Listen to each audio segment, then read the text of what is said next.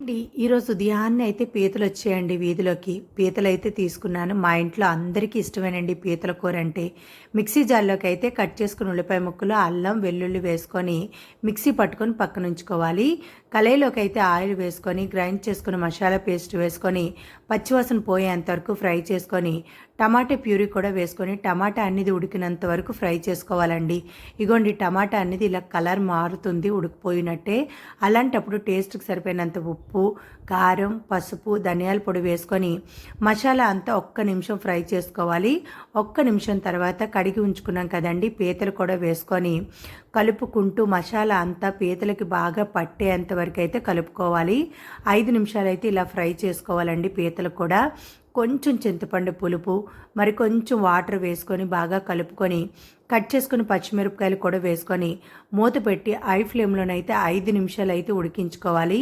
ఇగోండి మూత తీసుకొని కలుపుకుంటే గ్రేవీ అనేది ఇలా ఉంటుంది. మరి కొంచెం దగ్గర అయ్యేంత వరకు ఉంచుకున్న తర్వాత కొంచెం కరివేపాకు కట్ చేసుకుని కొత్తిమీర వేసుకొని బాగా కలుపుకొని స్టవ్ ఆఫ్ చేసుకోవడం అండి. పీతల కూర అయితే రెడీ అయిపోతుందండి. వేడి వేడి అన్నంలో ఈ పీతల కూర వేసుకొని తింటే మాత్రం అదిరిపోతుందండి టేస్టు. ఒక్కసారి మీరైతే ట్రై చేయండి పీతల కూర. చాలా టేస్ట్గా ఉంటుంది. మరిన్ని మంచి వీడియోలకైతే మన ఛానల్ అయితే సబ్స్క్రైబ్ చేసుకోండి.